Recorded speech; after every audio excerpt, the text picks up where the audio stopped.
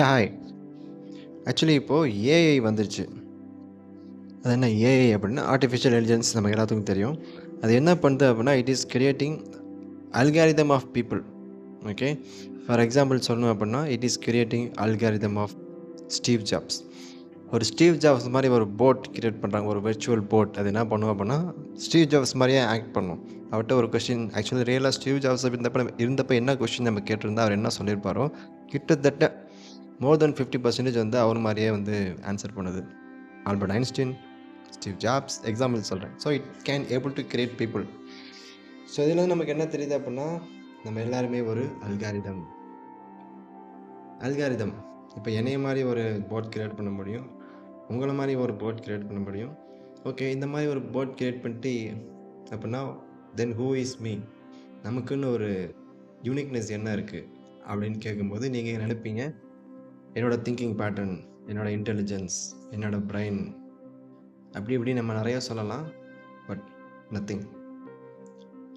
One of the valid point என்னன்னா, நம்மளோட கர்மா, அந்த ஒரு அக்கௌண்ட் இருக்கு இல்லையா, அது வந்து one of the uniqueness of as.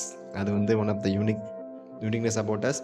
மற்றபடி நம்மளை பற்றி யூனிக்னு சொல்லிட்டு என்ன சொல்லலாம் அப்படின்னா, we don't know. இதே கொஸ்டினை வந்து நம்ம ஆதிசங்கர்கிட்ட கேட்டவர் என்ன சொன்னார்னா, அவர் ஒன்று சொன்னார்.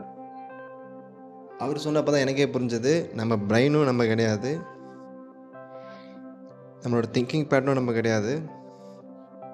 த one who is experiencing everything also not us. இந்த மாதிரி நிறைய விஷயம் சொல்லியிருக்காரு.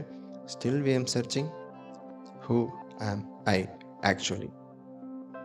ஸோ இந்த பரபிரம்மம், சோல் வந்து பார்த்தீங்க அப்படின்னா, அதுவும் பார்க்க ஒரே மாதிரி தான் இருக்கும். அந்த பரபிரம்மன் வந்து எல்லோரும் வந்திருக்கோம் இல்லையா, அப்போது each of us individually also are same. So what is the uniqueness of us? For example, சிம்பிளாக சொல்லணும், ஒரு சிம்பிள் கொஸ்டின் கேட்கணும் அப்படின்னா, இப்போ ஒரு கர்ணன் இருக்கார் இல்லையா, அவரோட சோல் எடுத்துப்போம். விவேகானந்தர் இருக்கார் இல்லையா, அவரோட சோல் எடுத்துப்போம். இப்போ 2 சோல் இங்கே நமக்கு முன்னாடி இருக்குது வச்சுப்போம். சோலுன்றது might be in the form of light. சரியா? அந்த சோலுக்கு பேரும் கிடையாது, உருவமும் கிடையாது, ஒன்றுமே கிடையாது.